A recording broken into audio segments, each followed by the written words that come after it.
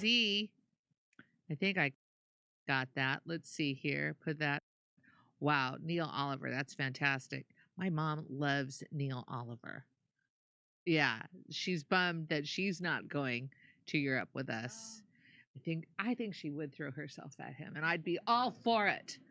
Run your fingers through his luxurious hair. Okay, Viaticus Prime says government more like grifterment. Ho. You know what? I'm going to give you a gong for that one. That beautiful.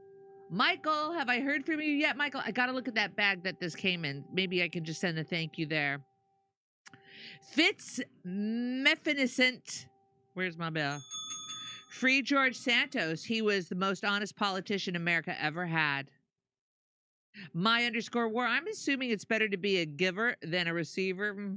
Playing on the terrorist words. He had to go with the name Bedgiver because Bend Over was already taken. Bam! My_war.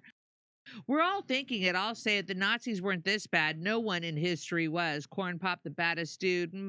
We don't know. Okay. Exposed. Oh, I read that one. YouTube blocked me for saying that HK is Jewish. And that's from Savage, unvaccinated guy on Gilligan's Island. Nothing disgusted Thurston Howell III more than Yale men, than a Yale man. That's true. That is absolutely true. It must be a Yale. Right. That's so funny. What a funny callback. They all have like a Habsburg jaw. That was good. Oh my God. Corn Pop, the baddest dude. Ironic to see how the Serbs were vilified across the world for wanting Greater Serbia, but Jews want Greater Israel and get invited to the White House when they're genociding the Palestinians. Corn Pop, the baddest dude. Savage, I read that one. Let's see. My back may get sore from roofing houses. Well, at least I'm not the kind of roofer to have a sore roof of mouth when done roofing people. Roofer. All right. I'm going to, this will be for your entertainment from unvaccinated guy, Kurt. Kurt saved an ostrich by wearing a Cosby sweater and riding it to freedom, taking a page out of the playbook of Leonard Part 6. I don't know the reference of Leonard Part 6. Unvaccinated guy. Let's see.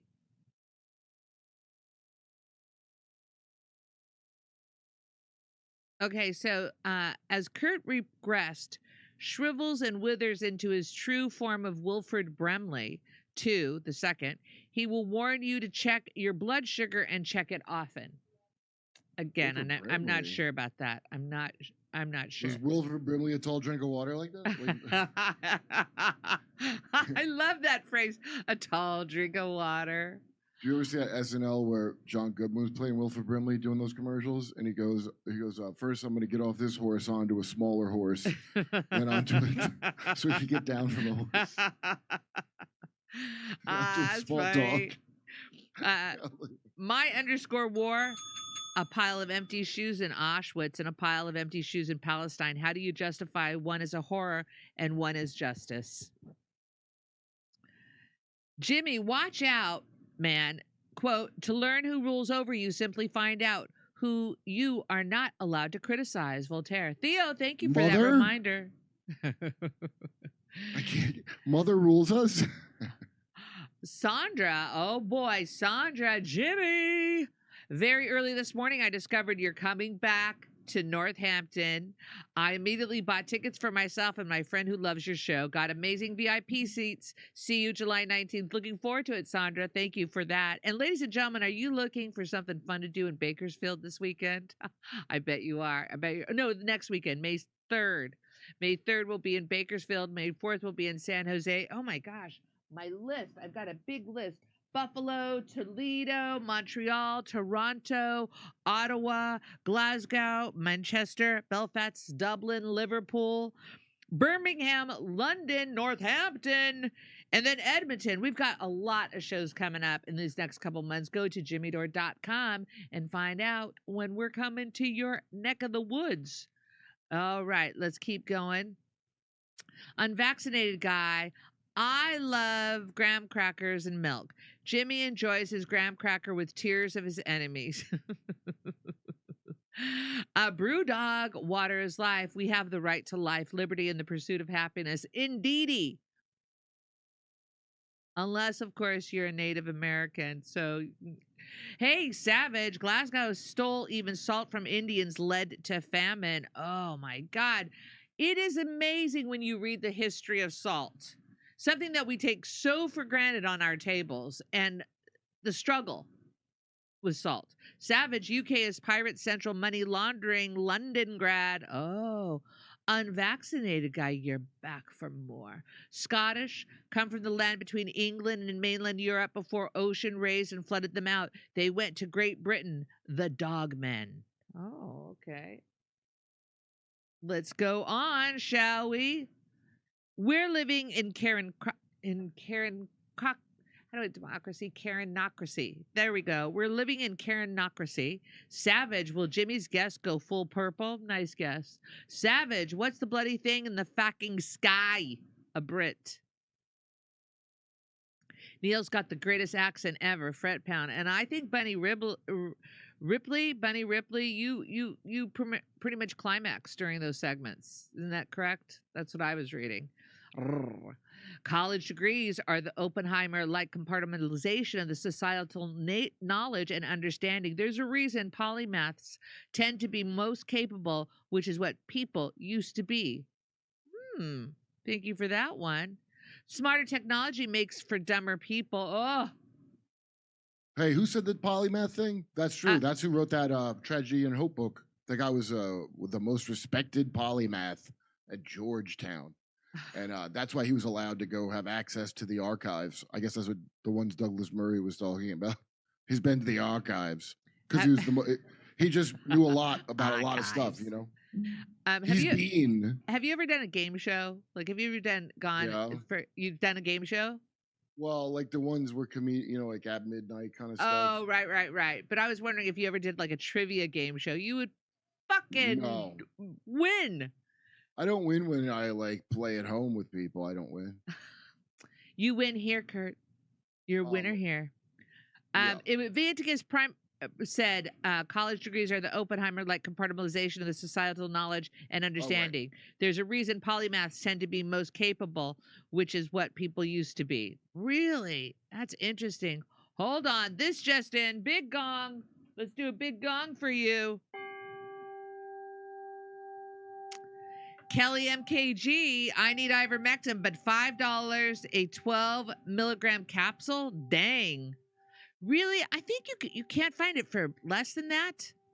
All right. Yes, people are saying Kirp's a winner. Yeah, they agree with me. I thought so, folks. Mother says I'm a winner. Become an initiated man, not a man of faith only. Savage. Kyle Kalinske and Joy Reid. Now, this is a fun fact. Kyle Kalinske and Joy Reid both experimented with fake blonde hair. The crucial question, and I hope I see it in the chat here, who wore it better? Who wore it better? It depends what era we're talking about, because Joyanne Reid, hers was like the ice caps melting. It would like recede her wig. Yes. It was being shrunk. They were like drying it in the machine. Yes, exactly.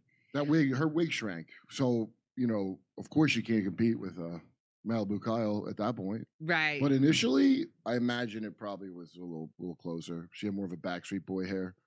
Like that blonde one. Initially, definitely. I agree about that one. But you know what? It's really kind of cool about Kyle's hair is that it started out just for a Halloween costume, and then he's really committing to it. That's what's neat. Well, yeah. His step on me mommy told him to keep it. Come on, you guys. We have a great show for you guys. All right, Colin O'Sullivan, what are you doing? Thank you. Let's all take a moment to remember innovating to zero, specifically the 4 minutes, 28-second mark. Thank you, Vianticus. I'm not sure I understand. JJ Cooey of Gigum Biology would be a great guest. He researched the lab leak theory for the Kennedy's book and now believes there was no virus. Just like, okay. Thank you, Colino. Thank you for that one, Colino. Where is the Ronan Farrow knee Sinatra exposed on the coronavirus? Jack in a Box wants to know. I got you He that just one. he just did that special about that thing where the government can spy on you, and now Trump can use it. Did you know the government can spy? Right. Right. All right. Freedom Requisition. Jimmy is a fucking legend. Thank you. And snakes can't keep him down. Freedom. That's funny. That's funny. All right. Well, he hooked up with Crystal when she had her boots on. Brenda, boom, coming back with some funny. Thank you, No. Brenda. Much appreciated by that. Kyle's mom is a MILF. Nothing wrong with MILFs. Nothing wrong. It's not his mom, it's his wife. Hey, stop it. Hey, FB 3490. I got my ivermectin from Dr. Stella and it was cheap, but it was a few years ago, to be honest. Thank you. Keeping it real. Keeping it real. Steph, punch up innovating to 0 and go to 4 minutes. Oh, that's what you're telling me to do, Vienticus. I have to go into innovating to 0. I didn't know if innovating to 0 was some new like diet drink. That's where my brain was at that moment. Okay, Vienticus, I will do that. Stand by. I will look that up. Rich. All right. Yeah, I came. Bunny, good on you. You know, it's always nice to know when people watch our show that somebody's coming. That's really neat. Thank you so much, Bunny, for filling us in on that. I much appreciate that. All right, how you doing, Jim? I am caught up. Kinky2 says pandemic. Hey, what happened to Cunty Karen? Where are you, my girl? What happened to you? I miss a couple of my ladies I haven't heard from in a while. All right, back to Jim. So, Donald Trump made a post on Truth Social, but it's all about Crimea. So, I predict Trump is going to walk away from the Ukraine negotiations because here's the funny thing. You know, Trump is acting like, oh, the United States is the negotiator. What you forget is that the United States is actually at war with Russia. And so you don't get to come in and like, no, we're neutral. No, we're still arming Ukraine. We gave them hundreds of billions of dollars. We were at war with Russia. And Russia knows this. And guess what? We lost. Guess what? We lost. Like we lose every war. Russia won. And so Russia gets to set the terms of the peace deal. And Zelensky thinks he can stop Russia from setting the terms. If Russia wants, they can take over Ukraine. But what they want is they're going to keep Crimea, which is the part they annexed in 2014. Which they already had. Which was part of Russia for hundreds of years. As was the borderlands, a.k.a. the Ukraine. Right. Right. So, and the big problem, as I've explained on this show many times, is that Ukraine was slaughtering and bombing the ethnic Russians in the east part of Ukraine who didn't want to go along with their coup government. The United States overthrew the Ukrainian government in 2014, the Maidan coup. Victoria Nuland, the CIA, the United States did that because the president of Ukraine at the time was favoring Russia, being in business with Russia as opposed to the European Union, and we couldn't have that. So we overthrew their government. The ethnic Russian-speaking people in the eastern part of Ukraine didn't want to go along with that coup government after we installed our puppets. Well, Ukraine just kept bombing them. There was a couple of peace deals. Ukraine broke them both. And so when Putin invaded Ukraine, it wasn't to start a war. It was to end a war.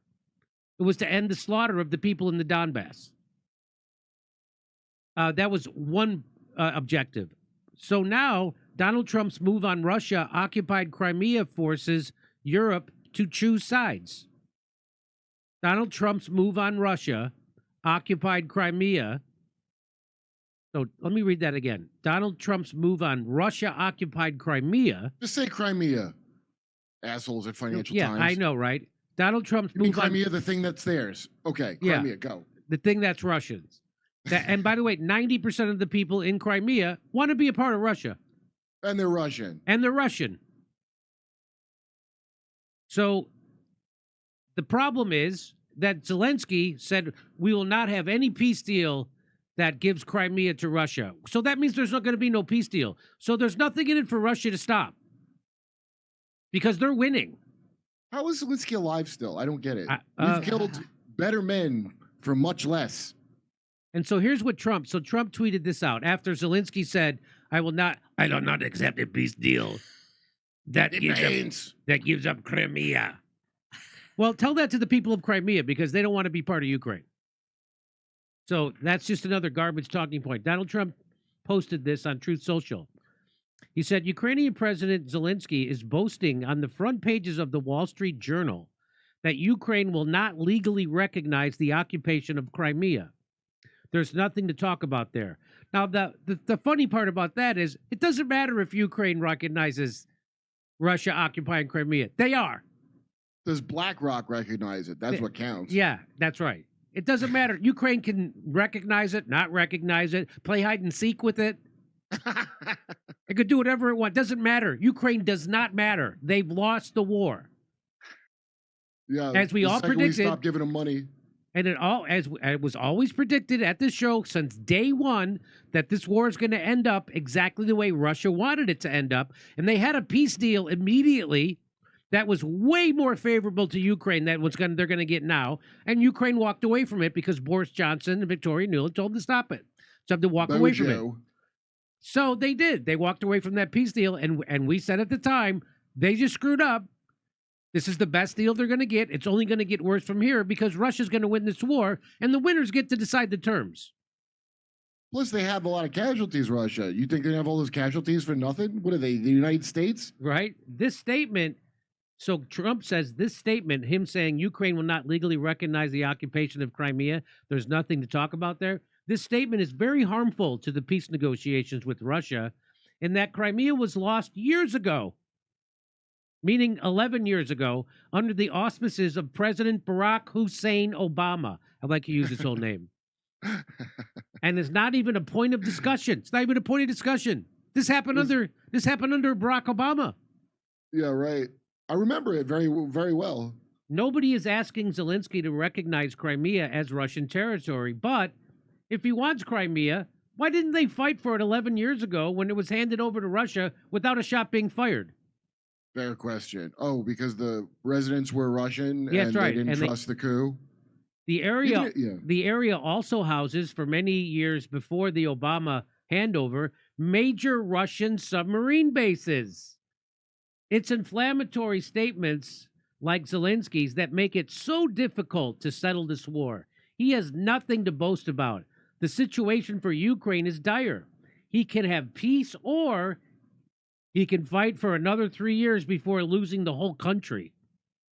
I have nothing to do with Russia, but have much to do with wanting to save, on average, 5,000 Russian and Ukrainian soldiers a week who are dying for no reason whatsoever. The statement made by Zelensky today will do nothing but prolong the killing fields, and nobody wants that. We are very close to a deal, but the man with the no cards to play should now finally get it done, meaning Zelensky. I look forward to being able to help Ukraine and Russia get out of this complete and total mess that would have never have started if I were president. So he's laying it out. And so he's like, hey, this is it. And I predict that Zelensky is being told by his European people and the neocons in the United States, don't let go of Crimea. Make that your line in the sand because they know that that means the war will go on forever. Yeah, Zelensky's smart to keep listening to them. Like that first time he was really smart to listen to Bojo say it's a no-go. And so now this creates a problem for Europe. So, as the Financial Times says, Donald Trump's ultimatum for the U.S. to recognize Russia's annexation of Crimea has suddenly confronted European capitals with an agonizing choice: stick with Kiev or side with Washington. Some European officials fear differences over the Trump administration's one-sided draft accord will put one-sided draft accord. They lost. The United States, Europe, and Ukraine lost the war. Will put bilateral relations with London, Berlin, and other capitals to the test, undermine transatlantic security, and potentially derail a NATO summit in late June. Good. Let's derail that NATO summit. The Europeans have. Oh no! Oh no! Where's my fainting couch? The Europeans has always been in a weak position to stand up to the United States, said Jeremy Shapiro, director of the U.S. program at the European Council on Foreign Relations. They've been trying to avoid it for that reason. Wait, because we pay for everything? Could that be the reason why? That's probably the reason. European hopes of being included in the U.S.-led talks were dashed on Wednesday when U.S. Secretary of State Marco Rubio pulled out of the meeting in London with Ukrainian and European officials, and Trump's special envoy Steve Witkoff opted instead to make his fourth visit to the Kremlin. The Trump administration has presented Kiev with the outline of a take-it-or-leave-it deal with terms highly favorable to Moscow because they won the war. That's why. The Financial Times doesn't want to tell you that. They want to make it look like Trump siding with Russia. Russia won the war. How would Kiev like to be presented with exploding instead of that? Yeah. Because there's your other choice. Kiev. Including the U.S. recognition of Russia's sovereignty over Crimea 11 years after it annexed the Ukrainian peninsula in contravention of international law. Okay, I got your international law right here. Yeah. President Volodymyr Zelensky refused once again on Tuesday to recognize Russia's sovereignty over any of the territory it has seized since 2014. Kiev, however, is ready to live with de facto Russian control in return for Western security guarantees. Yeah, because they have no choice. They're ready to live with Russia controlling Crimea because they don't have a choice. But thousands more people should die over semantics. On Wednesday, Trump lashed out at Zelensky's stance, calling it very harmful. I just read you that. He can have peace or he can fight another 3 years before losing the whole country. Washington's offer to endorse Moscow's control of Crimea, breaking with the agreed policy of NATO, is possibly the biggest concession it has made to Moscow in recent months in its haste to strike a deal. I think it's not that big of a concession since No. I don't give a I don't give a flying fuck about Crimea. NATO. Do you? Yeah, it does seem like a concession. It seems like a win-win to me. Yep. A concession. A close ally of German Chancellor-to-be Friedrich Merz said late on Wednesday that Europe could not accept the proposal. Well, good. Then you keep fighting in Ukraine. You go to for it. war with Russia then. Good, Germany. Oh yeah, I bet it'll work out great for you. Yeah, I bet it's going to work out great. Your Maybe economy's repair in, that pipeline first so you have enough gas. yeah. You let them blow up their pipeline, and now you're paying 3-4 times the rate for energy than you were before the United States blew up the pipeline, and your economy's in a recession. They call it a contraction. Hey, we'll sell you the gas cheap. Yeah. Putin will achieve all his goals, and the message that would be sent out would be, I can afford such aggression. I will prevail in the end and achieve my goals. Thorsten Frey, a senior MP with the center-right Christian Democrats, said on television show. And that means if you look at the tradition in which Putin sees himself, that he will continue. So it's this lie. It's this Winning? domino theory. So this is the domino theory that if we don't stop Putin now, he's going to keep going and to take over Lithuania and he's going to take over Poland and Germany. He's going to take over the whole continent. That's all a lie. You know what I think, Jimmy? I think if Putin doesn't stop you assholes now, you're going to keep going. That's what I think. Yeah. The Trump administration has also ruled out Ukraine's membership of NATO, a longstanding Russian objection to a NATO pledge to allow Kiev into the alliance at a future point. While Moscow has been lavished with inducements, Kiev has been subjected to pressure and threats. It has been offered little in exchange for giving up its territory because it lost the fucking war. No leverage, or as George Costanza says, we have no hand. Putin should have to dress up like a hula girl like he used to do. You should have belly dance into the meeting like a little hula girl. So this is from the Financial Times. And I just love how they write these stories as if Ukraine hasn't lost. They lost them. Yeah. There's zero recognition of the facts on the ground in these newspaper stories, which is what they expect Russia. They expect Russia to give back territory that they won at a great cost in lives and treasure. Russia's not doing that. They're not giving it back. The worst case would be if the U.S. cannot reach a deal between Ukraine and Russia, and this is all pushed on Ukraine. This is when Europe would have to choose. Yeah. Between you, come on. Oh, I wonder what they'll choose. I wonder what they'll choose, Kurt. Ukrainian officials said before Wednesday's talks that they were prepared to discuss other terms of Washington's outlined deal. Ukraine is ready to negotiate, but not to surrender. There will be no agreement that hands Russia the stronger foundations it needs to regroup and return to with greater violence. Okay, Oh, wait, I guess you're just going to give away your whole country then, as Trump said. The war's been going on for, what, 4 years? yeah, people think they've been winning. I know people that think they've been winning, Jimmy. Like when they say it to me, I know can't people. believe it's like a horror movie. Those are people who are on their 10th booster, Kurt. I wish I could say it was all that, but the one dude I know is because he went to officer school and he wasn't a grunt. He was an officer school. And that's where they train you that nonsense. Western officials told Financial Times that European capitals would not endorse any move by the U.S. to recognize Crimea as Russian or pressure Kiev to agree to it. And they would hold fast to a long-held position that they would not accept anything regarding Ukraine's sovereignty that Zelensky opposed.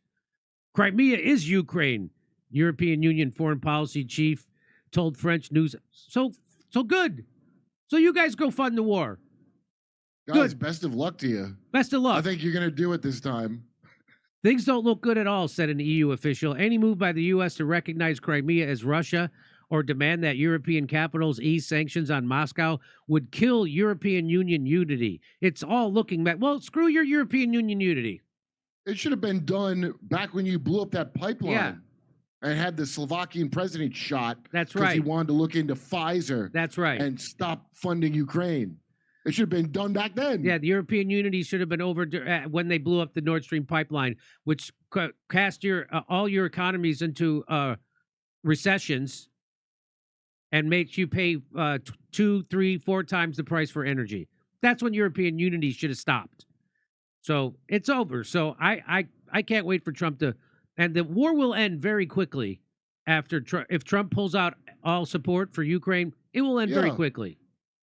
No, of course, because they're only hanging on because they think they've got people planted within the system that are going to keep the money going to Ukraine. Because so far they have done that. And remember, the United States is not a neutral negotiator in this war. They are at war with Russia, and they lost. The United States lost. We're going to have all these people die so that we can save face for our crash dummy, aka Ukraine. Yeah. Okay. Over. So I look forward to Trump getting us out of that. Over to Steph. Over to Steph. Over to Steph.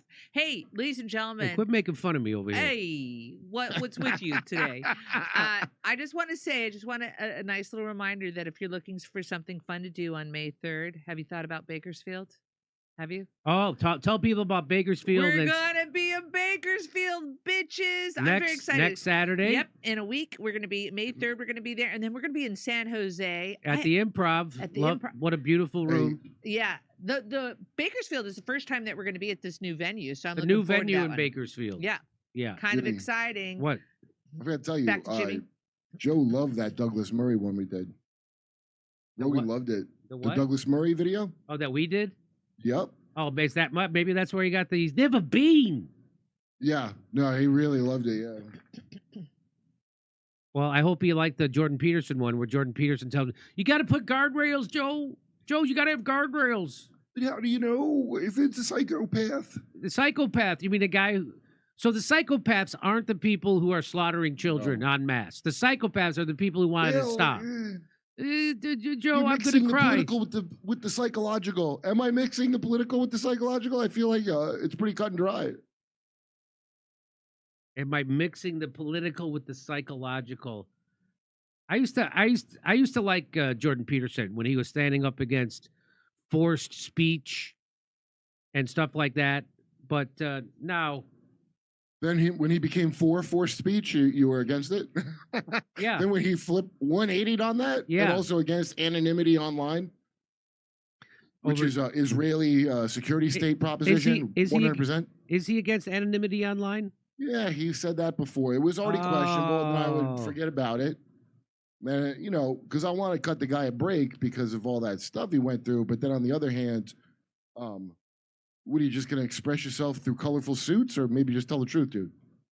Okay, Steph, you got any more to read? Yeah, over to Steph. Over there. Over to. All right, let's see here. I wonder if Bunny is a real thumper in bed. Who? Bunny. Who's Bunny? Oh, well, Bunny Ripley really has the hots for Neil Oliver, and Oh. Bunny was able to climax during the show. Good. Yeah, so that's really, see, this show's just not entertaining. You also can get off. Thank you. Bunny's a dude, I bet. Ah.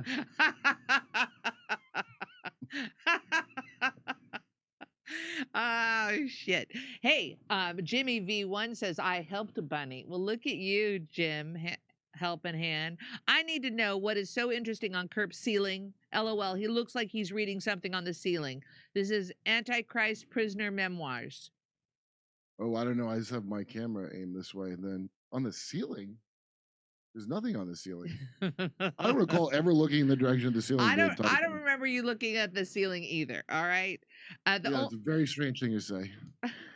The only reason they vilify horse paste is because it's the quickest, easiest, and one of the cheapest sources. Nothing wrong with it, and no one ever makes that point. Diaphanok. Can I recommend Cenk Uyghur brand horse paste? Ooh. Who's it harming? That's what it says on the side. Hey, If the horse is getting pleasured, what's the harm? What? Horse you know- paste who's it from Cenk harming? Uyghur. Horse paste. Oh, Uyghur geez. Farms horse paste. Okay, back to Mr. Jim.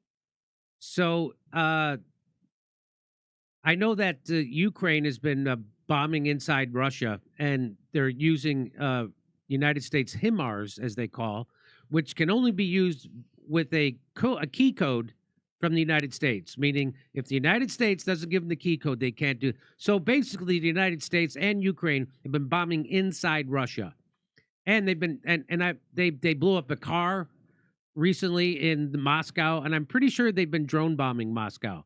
So check me in that in the comments. Why Okay. can't we call them her Mars, Jimmy? Or ha. How about they Mars? They them Mars. So It's like clusters. so Putin hit back, and he bombed inside Kiev, and it killed 9 people. Which every death's a tragedy, but as we watch Gaza, 9 people being killed is low on the scale. So Trump decided to this is how he got him to stop. In rare rebuke of Putin, Trump urges Russia to stop. What he said. What USC? First of all, this is where Hillary Clinton would have came in really handy, because she would just go up there and tell them, "Knock it off." Remember how she told? Remember what she told Wall Street? Knock it off. She have a knock it off button she could press Yeah. to make Putin knock it off. So here's what he tweeted out. I'm not happy with the Russian strikes on Kiev. Not necessary and very bad timing. Vladimir, stop. 5,000 soldiers a week are dying. Let's get the peace deal done. Stop. So that's it. Stop. Oh, all it took was for you to write that in caps. Was that all? Why you've been waiting? So Trump tweeted it as the story. Trump tweeted, "Stop." I mean, what a nonsense story. Oh, did he tweet it? What a rebuke. Whoa. So you're not happy with the airstrikes? How about the Israelis? They love airstrikes. Check with them. I bet they love it. Yeah, let's look for the keep it up tweets to Bibi. Come on, you've got them all. Check with the Israeli. You have them all throughout your administration. Russia struck Kiev with an hours-long barrage of missiles and drones. At least 12 people. Oh, no, 12 people. It was 9. Now it's 12 people were killed and 90 were injured at the deadliest assault on the city since last July. Trump's no IDF. Yeah, they're no IDF. If that was the IDF, they would have flattened about 400 or 500 people. Trump's frustration is growing as the U.S.-led effort to get a peace agreement between Ukraine and Russia has not made progress. I wonder why. I wonder why it's not making progress. The comments about Putin came after Trump lashed out at Ukrainian President Zelensky on Wednesday and accused him of prolonging the killing fields by refusing to surrender the Russia-occupied Crimea. With his assertion that Putin demonstrated very bad timing with the massive attack, Trump appeared to suggest that the Russian leader was doing himself no favors toward achieving the Kremlin's demand that any peace agreement include Russia keeping control of Crimea, as well as Ukrainian territory in Luhansk, Donetsk, Zaporizhzhia, Lewis and Clark. We got to ship these people vowels post haste. And Kherson. I think she's funny, that Kherson lady.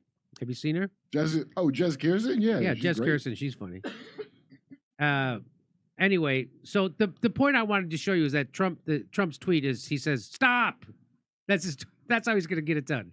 All caps. Stop. Whoa, what a news-making tweet.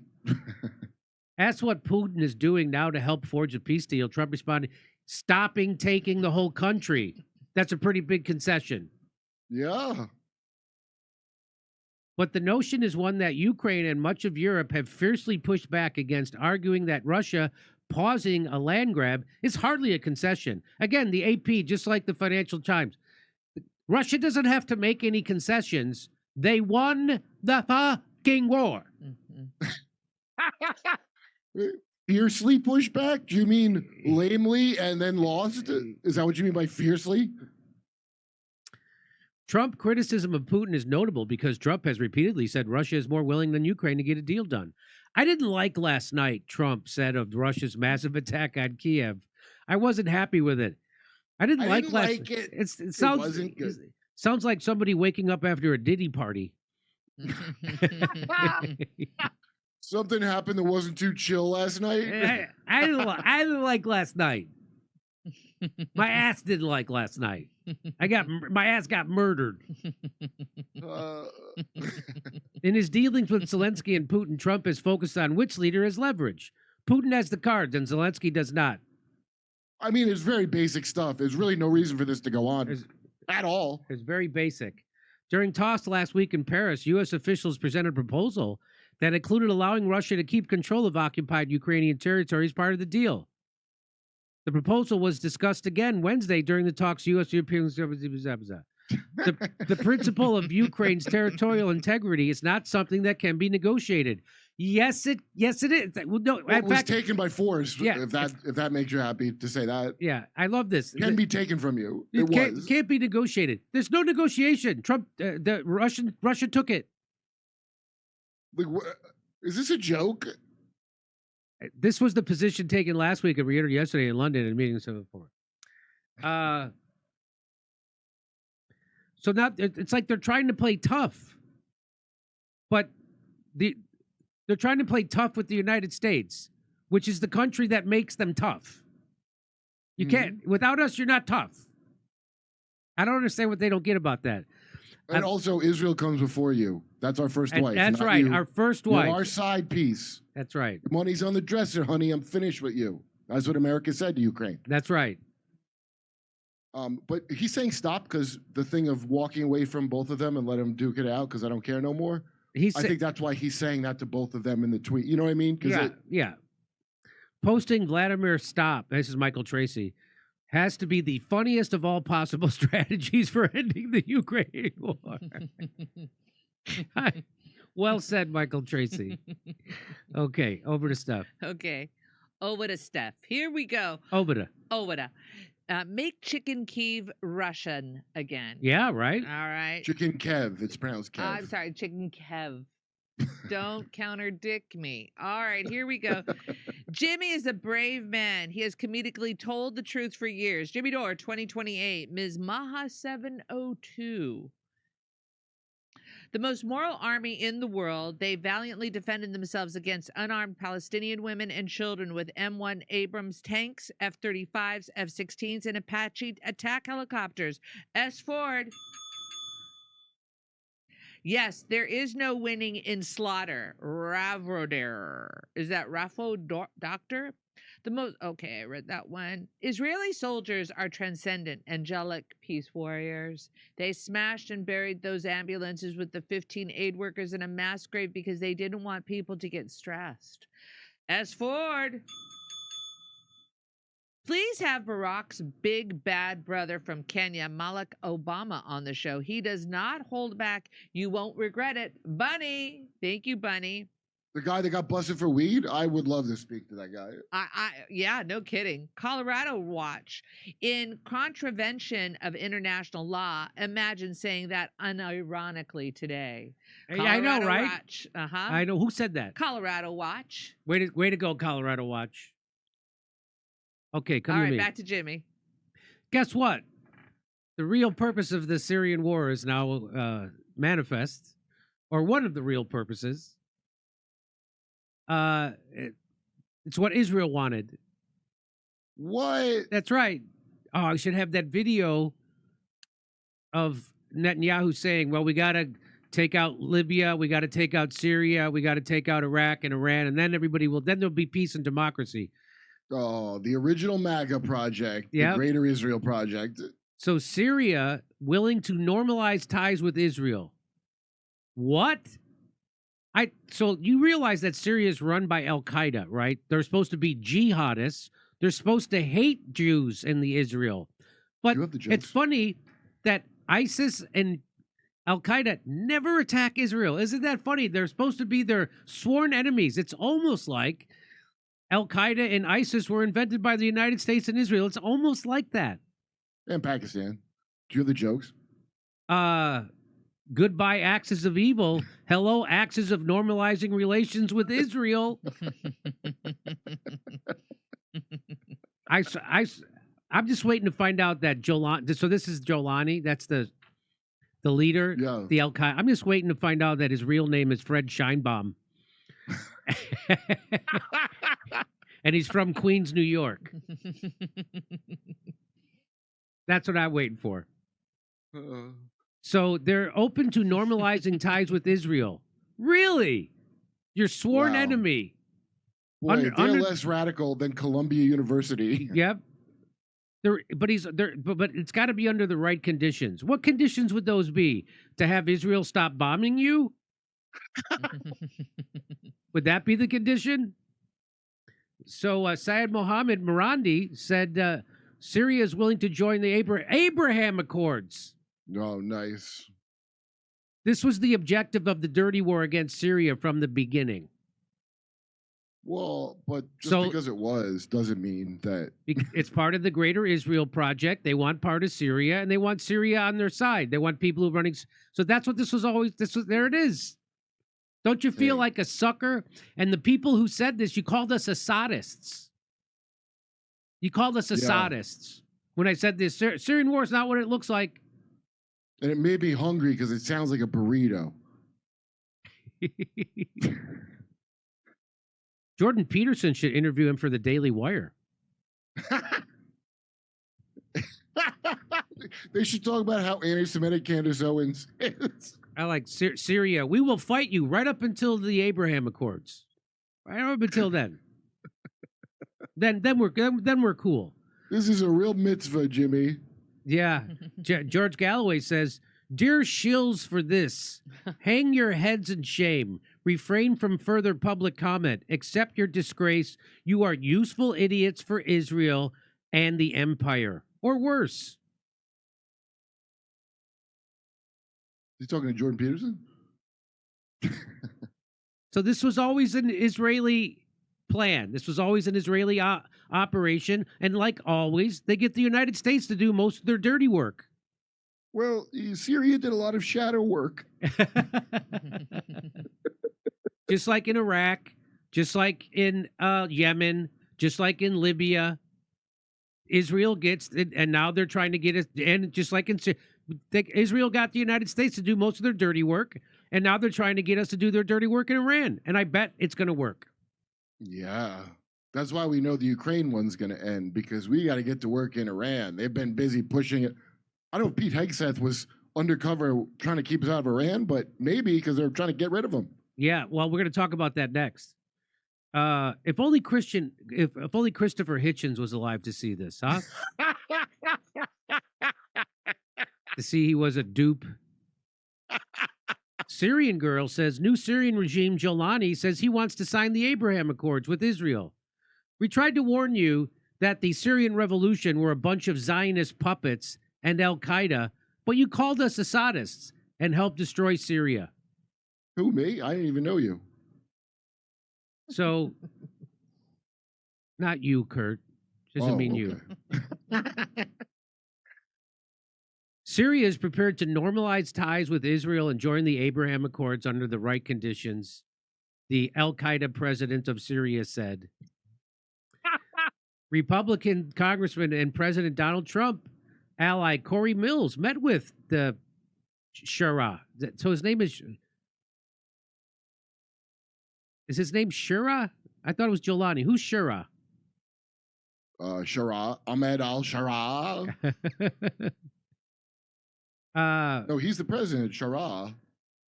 I thought Jolani was. Who's Jolani? Isn't this Jolani? That's Jolani. He's the president. No, it says Syrian Shara. interim president Ahmad. Oh no, I guess that's Shara. Wait, who's Jolani? That Interim sounds familiar. president. It does say on the bottom. That's Who's interim Jolani? president. Wait a minute. Hey Syria, who's Jolani? Oh no, that's not an American actor, singer, dancer. Can you look it Wait, up? no, is it Zaid Jolani, that journalist, reported this or something?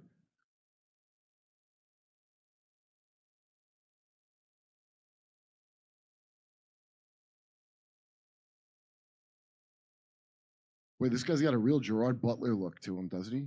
Like 300? They're the same guy. They're the same guy. They just have different names. Wait, his name is Jolani also? He's also known as Jelani. So it's the same guy. So he's some kind of intelligence ass, just like how Bibi Netanyahu, aka Ben Itai, aka John Jameson, or some Irish name. So this guy is known as. Take her. So this guy is president of Syria, Ahmad al-Shara, also known as Jelani. So his name was Ahmad al-Jelani, and he made it al-Shara? I guess. Oh, okay. So it's like how Diddy would rebrand every time he committed a crime. He was born Ahmed Hussein al-Shara in 1982. He's also known by his Nam de Gur, Abu Mohammed al-Jelani. So he's been a secret agent asset the whole goddamn time. Like Osama bin Laden, a.k.a. Tim Osman, when he would be visit America.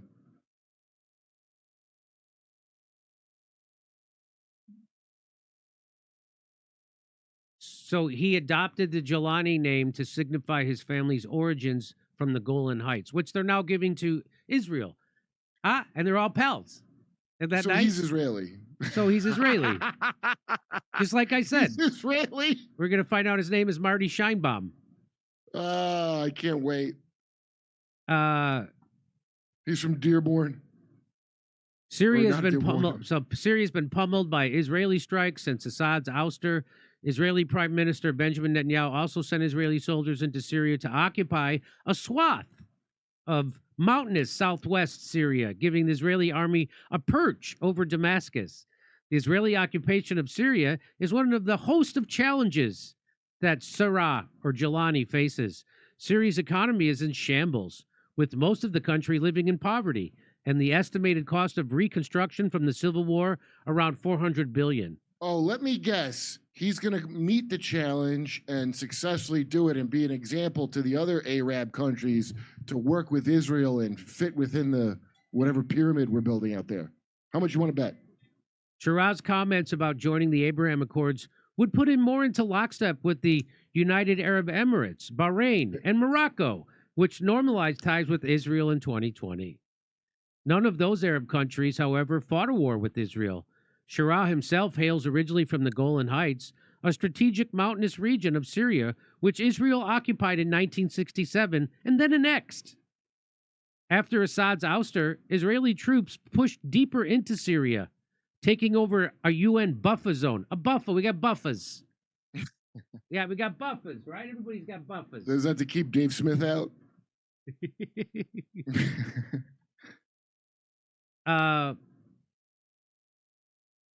Shira, or Jelani, previously said he was motivated by the Palestinian cause. Really? To do what? To kill Syrian?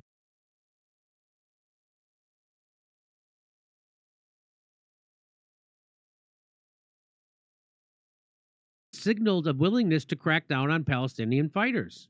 Well, who saw that coming? No kidding. I mean, he's doing the bidding of Israel. Isn't that something? And he's Al Qaeda. Huh. And he's Al But also Qaeda. from there. Oh, who made that group? Oh, what? Ooh. That appears to be partly in response to a U.S. demand that Damascus publicly ban all Palestinian armed and political activities and deport members of Palestinian armed groups. Yeah, I'm sure it came from the United States. On Tuesday, Shira, or Jelani's government arrested 2 senior Palestinian Islamic Jihad officials in a sign that one U.S. official told Mideast Eye was intended to demonstrate Damascus's capabilities. Syria's new rulers have an onus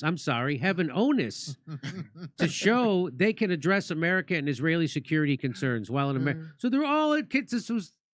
Oh, Israel's connected to his onus. This was. Israel's is embedded deep in his onus. Israel's got him. They've grabbed him by his onus. So this was always an Israel-United States project.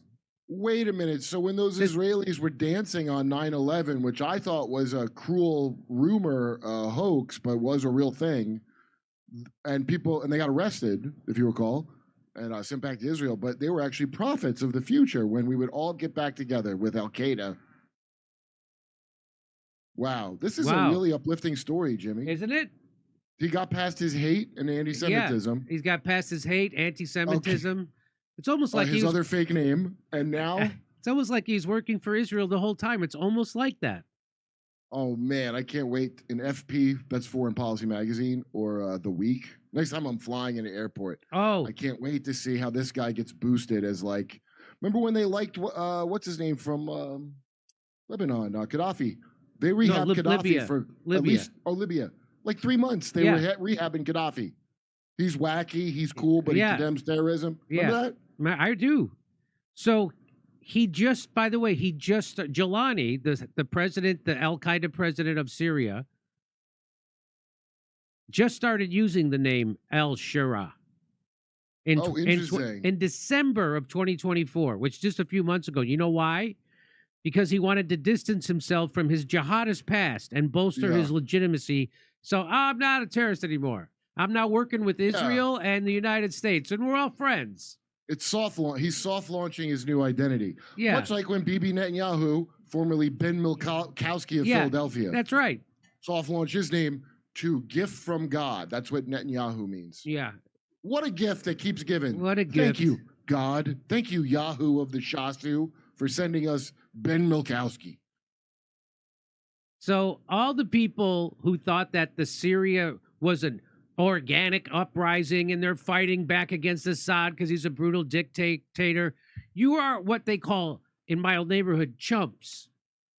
You are a chump of the highest order. Rachel Maddow fan. Absolutely. And sure they're Rachel Maddow fans. No one would bring it up. Look, how many people you know that even know anything about Syria, and you tell them Al Qaeda's in charge of Syria, and they go, "Oh, that doesn't sound good," and they move right on. The only people that would believe any of this literally have to be Rachel Maddow fans by process of elimination.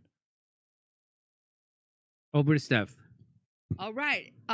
Dr. Pepper says, stop dead naming him, Jimmy. Who? Oh, Jelani? Yes. Yeah, that is dead naming. He's got you there, Jimmy. Yeah, totally got you there, Jim. All right. That's a legitimate call out. You did dead name him. He identifies. That's what I was going to say. Did he have bottom surgery?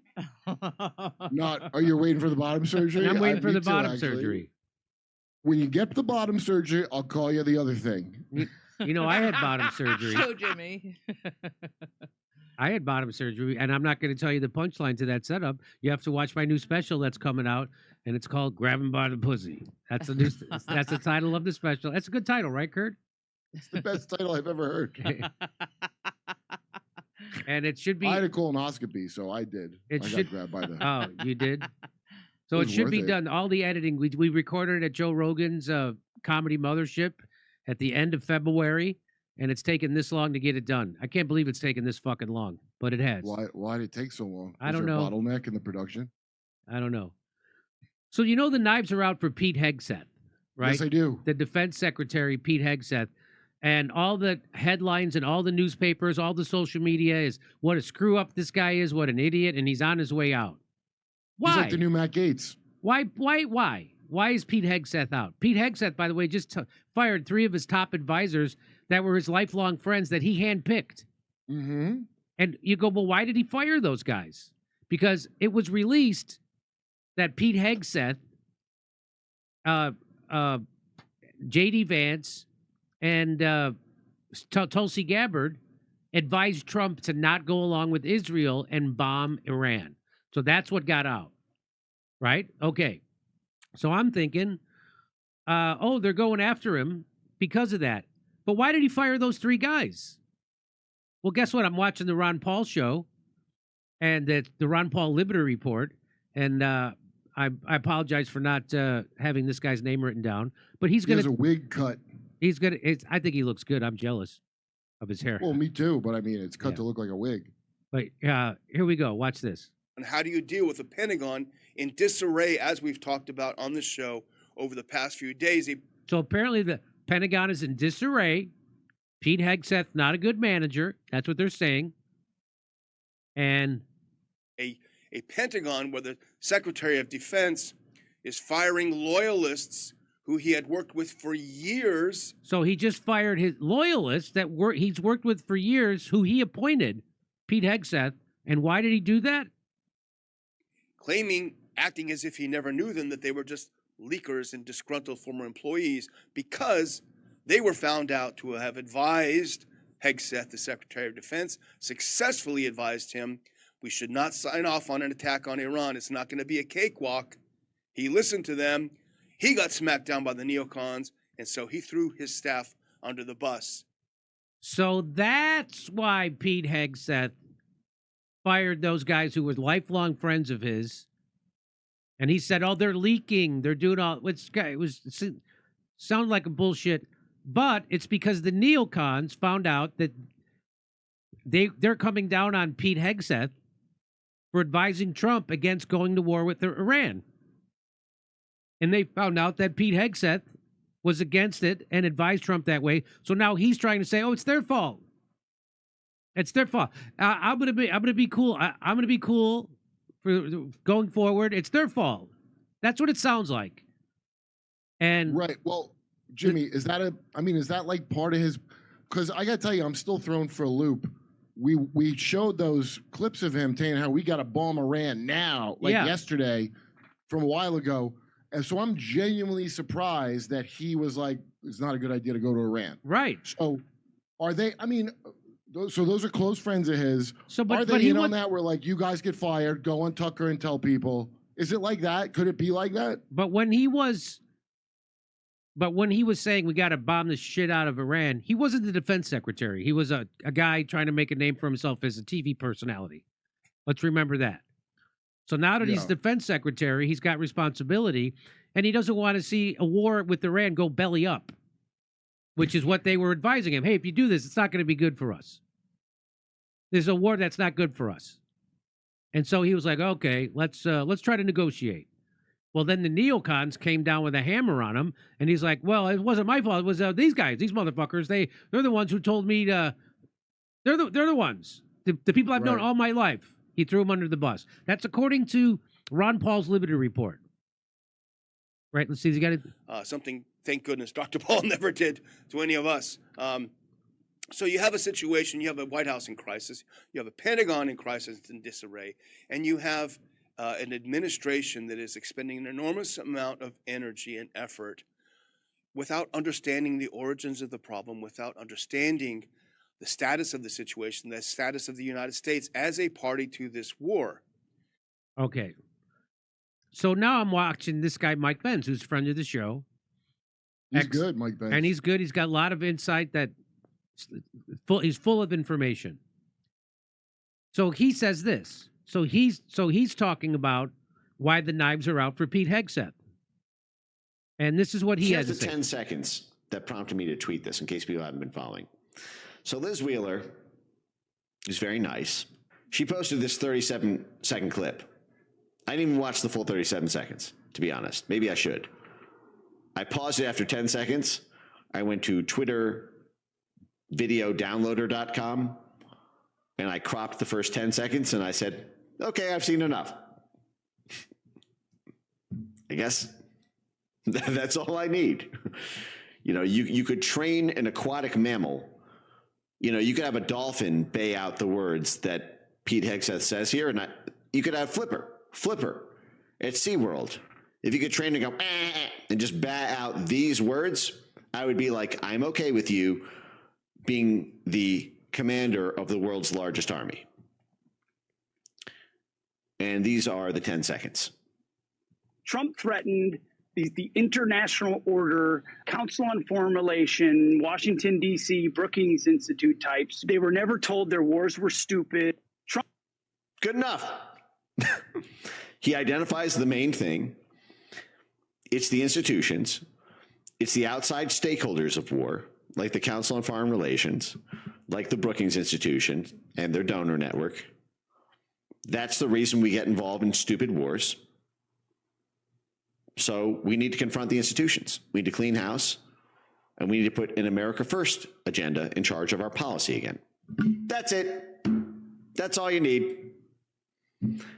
That's all I need in terms of strategic vision. That's it. So Pete Hegseth might be a day drinker. He might be a cowboy. He might be a bad manager of the Pentagon. That's not why they get rid of someone. So they came down on him because it got out that he was advised to tell Trump not to go to war with Iran at this moment. He told him that. And the Council on Foreign Relations, the Brookings Institute, all the war people who make money off war, the war machine, they came down on his head. They want him gone. And so then he's trying to fire the people around him to say, okay, okay. That's what it sounds like to me. That's what it sounds like to me. Oh, And is the Pentagon in disarray? What does the array look like? What Losing does- $2 trillion? exactly. Assholes. I'm with you. The nerve to be like, he's not qualified when they've lost $2 trillion. Well, they didn't lose it. They stole it repeatedly. Right. And they're like, oh, he can't handle this. No, they're like ticks that have to be dug out with like flames. So let's see what else he has to say. Actually has his thumb directly over the central dynamic of it all. I should probably listen to the other 27 seconds, right? Let's listen. Trump threatened. Right. So Jim says, yes, Mike, it's not rocket science. But you'd be surprised how many people don't get it. And not necessarily because they don't get it, but because they can't say it. Because they are then boxed out of the Council on Foreign Relations. That's right. They're boxed out of the private equity funds. They can't be like Mark Milley and make 7 figures after being the head of the Joint Chiefs of Staff working at J.P. Morgan. Yeah.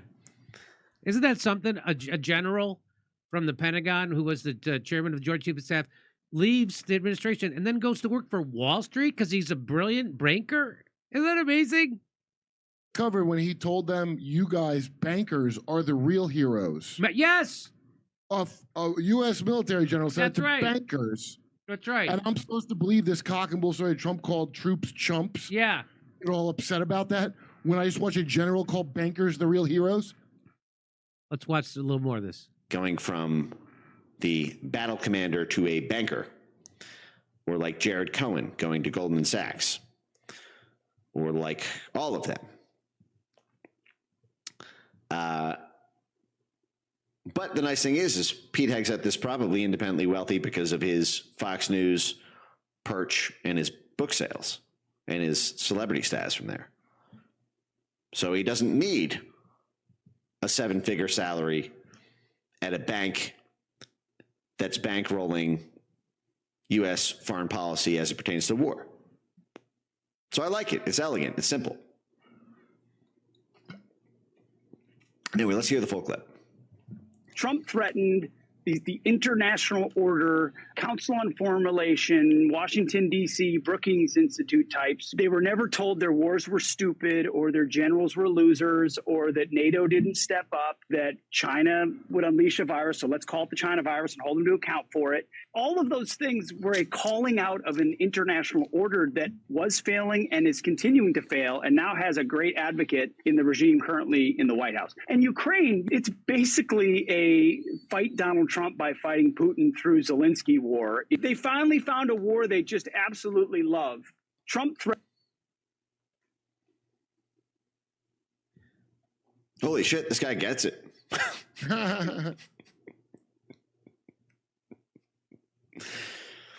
Yeah, that's exactly right. Oh, I definitely see the appeal now.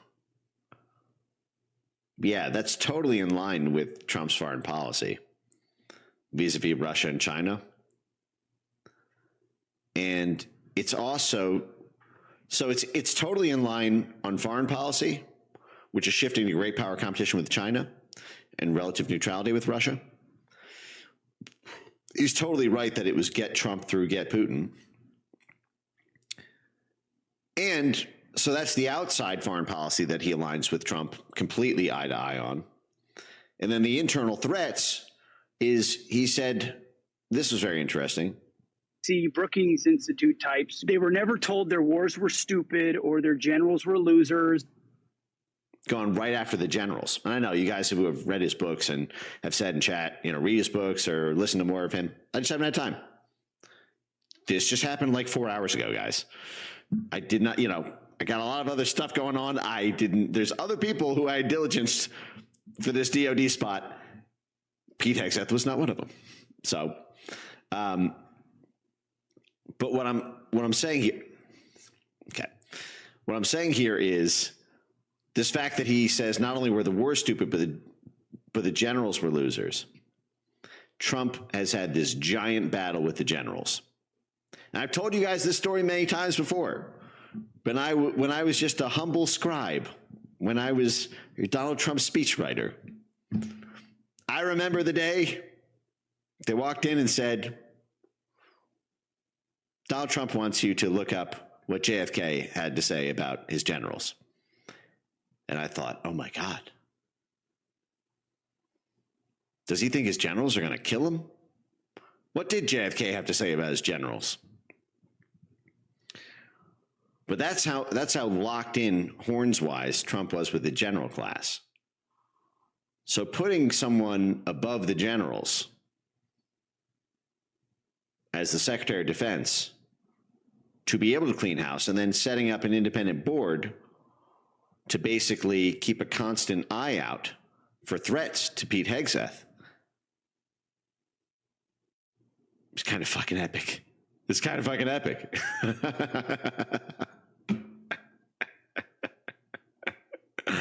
Okay. Very interesting. Very interesting. Okay. All right. We're learning something here.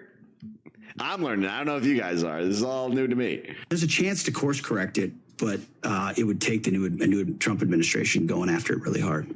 How would they correct it? Well, first of all, you got to fire. You got to fire the chairman of the Joint Chiefs, and you got to fire this. Obviously, you're going to bring in a new Secretary of Defense, but any general that was involved, general, admiral, whatever that was involved in any of the DEI woke shit, it's got to go. Either you're in for war fighting, and that's it, and that's the only litmus test we care about. You got to get DEI and CRT out of military academies, so you're not training young officers to be baptized in this type of thinking. And then, whatever the standards, whatever the combat standards were, say, in, 1995, let's just make those the standards. And as far as recruiting, to hire the guy that, did Top Gun Maverick and create some real ads that motivate people to want to serve.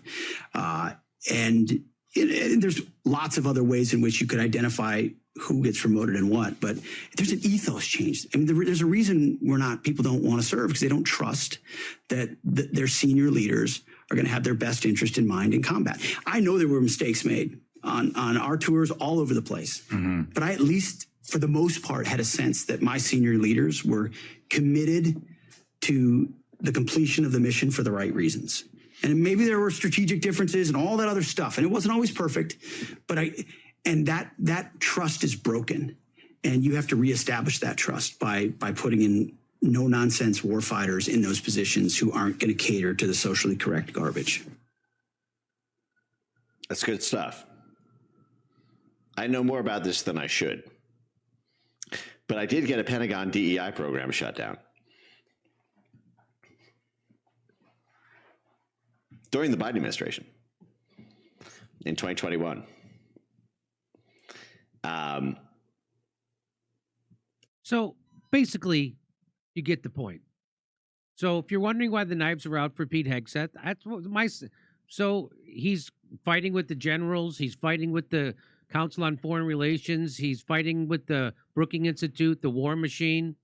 And now they came down on him really hard. So he fires the people under him who told him, hey, don't go to war with Iran. Because I think he was up for going for war with Iran. And then there were everybody from Tulsi to JD to his 3 top advisors like, hey, no, this would actually mess us up. This would put us in a bad spot. And you're the defense secretary, so it's going to fall on your head.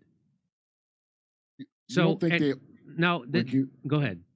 You don't think that because it seems like they were like faking they're for it. All 3 of them seemed to me like they were faking being for it, and that would explain why they seem so 180. You know what I mean? Yes. On the initial thing. Yeah. Maybe they had to do that to get confirmed. Who knows? But if you go to, so there's that. I've talked about this before. They're a sponsor, Kalshi. You can bet on anything. You could bet on politics. You could bet on who's going to win the Canadian election. You could bet on when Trump ran. You could bet on that. Well, now, guess what? You can bet who's going to leave their role in the Trump administration this year. You can go there and bet. Oh. The first one at top, it says Pete Hegseth, Secretary of Defense. 48% of the money is on him leaving first. Peter Navarro, Howard Lutnick. I'd like to see that guy go. I don't like that guy. I bet betting no is the smart bet on that because he sucks so bad, Howard Lutnick. Yeah. He's really a demon, that guy. And did you know, Jimmy, Go ahead. Did I know what? Nixon was talking about firebombing the Brookings Institute back in the day? No! But they didn't want to pay for the getaway car or something? No kidding. Yeah. So this is who will leave their role in the Trump administration this year. 48% of the money's on Pete Hegseth. 38. So that's the administration. But now, with Trump's cabinet, which is different. His cabinet is different. Again, Pete Hegseth, number 1 at Kalshi. The money's on Pete Hegseth. And then underneath that's Howard Lutnick, who I hope that guy goes. 20%. And then Scott Bessent, which is the Secretary of Treasury, at 10%. So if you don't know what Kalshi is, you can bet this is legit. Like they have to register with the SEC and all that stuff. Start betting, right? That's the message I'm getting. Yeah. Hey, don't we have a thing that we can? Don't we have a deal if people want to go over there to our sponsor, Kalshi? Stand by. I think I. Oh, is it a sponsor for real? Oh yeah, for real. Oh, I was a joke. I didn't know it was a sponsor. So if you go to Kalshi, like I should I know this game. I should put odds in. Door 10 for 10% off. So if you go to kalshi.com/door. Yeah, kalshi.com/door. Get a free $10 credit. And you get a free $10 credit $100. when you trade $100. So I'm going to bet. I say the knives are out for Pete Hegseth. Yeah. I'm going to put a little money on that. But who knows? Maybe Trump knows the game. But we'll see. Hey, if I'm wrong, I'll be happy. Yeah. That'd be money I'd be glad to lose, huh? I'd like to bet on Howard Lutnick never gets kicked out and then lose. That would be like a win-win. I really can't stand. I can't stand that Lutnick. He's my least favorite guy in the whole administration. Well, I mean, he does talk like one of the worst people who's ever lived. Every time I see him say something. Every time. I mean, he's close contest with the guy with the bloody eye from the WEF. Ah. Okay. Well, that's Kalshi.com. You can bet on anything. You can bet on anything political, anything politics. You can bet on who's going to be the new pope. Really? Yes. I don't know enough. I don't have enough data on that, but I could talk to James McCann, comedian James McCann. I bet he'll know because he filled me out on the whole Pope deal. You can bet on who's going to win the Canadian election on Monday, eh? Or Liberal Party, Conservative, the Carney, or the polio. Can I put in some kind of lizard? Yeah, put in some kind of lizard. That should be an option. Okay. All right. That's it for me today. Are we going to do a premium streamium? Yes. Yeah, we're going to do a premium streamium today. Steph's got a few more things to You read, sure? And then we'll I'm do one a- of my shows. and then Kurt's going to go out and do some standing up comedy in Austin We go tonight. stand up around here. Okay. Bye-bye. All right. Bye-bye. Bye, buddy. All right, ladies and gentlemen, it's just you and me. That's all there is, you and me. And then in about 7 minutes, it'll be you, me, and the premium streamium, ladies and gentlemen. Oh, goodbye, Jim. All right, Adopter says, I suspect they've got to finish this war before they start the next one. Do you have the clicker? Thank you so much. All right, camera 4 besides Steffi Z. Hey, check out our shows. We've got a show. I think this Friday's show is already sold out at Two Roads. That'll be a fun one, but you can still get tickets in beautiful Bakersfield, then San Jose, and go to jimmydore.com for more links to our shows. All right. I suspect they've got to finish this war before they start with the next one with Iran. Dopther, thank you, Dopther. Jimmy, do not go to the UK. Aren't you on the Ukraine's kill list? And the UK arrested Medhurst. The United Kingdom people are propagandized, and they will not find your humor bunny at all. Be safe, Ms. Maha. Kurt needs Cowboys shirts. I don't make those, but one's on the way. Fred Pound. Oh my gosh, Fred Pound. Horse Paste is my rapper pseudonym. Your username sucks. Thank you for that one. I thought that was funny. You all are on Faya today. Oh, Faya. That's what it is. You're all, I was like, is this another new acronym that the kids are using? Faya. You're all on Faya today. Thanks for the laughs. Peace and love from Switzerland. Bonzo Beans. Bonzo, did we meet? Is there something wrong with women having penises, you MAGA bigots? My name is Cherubus now, and don't you dare dead name me. Cherubus. Thank you, Cherubus. I think we need a separation of synagogue and state in the U.S. Oh, Luke. Nice one, Lukey. Is there something wrong? Oh, I read that one already. Jimmy channeling NFL coach Herman Edwards. Okay, got it. Oh, these are moving fast. Jimmy Dore Show, the axis of humor. I like that one. That's a nice one. HTS leader looks like a trans man. ISIS turned Jew. I wonder if he will be invited to the Mecca bathrooms. Ron Burgundy. Stop dead naming him, Jimmy. Goo81 Iraqi PM is inviting Jelani Shara to Baghdad for summit. Iraq has an arrest warrant, and Parliament passed if he landed in Iraq that he should be arrested or uninvited if he shows no arrest. Goo81. Thank you for that. People from New York are New Yorkers. People from Damascus are Damascuers. Dumb ass kissers. Oh, Fred Pound. Al Jelani won the 10 million bounty on his head when he took over as leader of Syria, formerly of ISIS. Jelani also released ISIS fighters in Syria so that he can increase his troops. Goo81. But Jimmy, how can you have an opinion about Syria if you've never been? That Daniel McAdams you just played a clip of. That's Daniel McAdams you just played a clip of. Daniel McAdams with the wig cut, Fred Pound, and that other one was Heart02. Jelani also released, I read that one. Okay, if any of you dead name me ever again, I will declare jihad. I am Cherubus. Thank you, Cherubus. Pete Hegseth, Lush in office, Lush in chief. Lush and Chief. Sorry, I stepped on your joke. Susan Rice said Hegseth only got the job because he's a Christian, white cisgender. She's pissed off. She lost her security clearance. Oh, I hear you on that one. Let's see, what can I get here? Come on. Oh, there we go. UK excited about that. No, you don't want to drink pee pee. You don't. Okay. I saw that you just wrote that. Making sure that I didn't miss anything here. Okay. She gave no fucks, not even one, and she lived happily ever after. I want you to think of me this weekend, knowing that that's the quote I'm leaving on, girls. All right, ladies and gentlemen. I will see you later at Premium Streamium. See ya.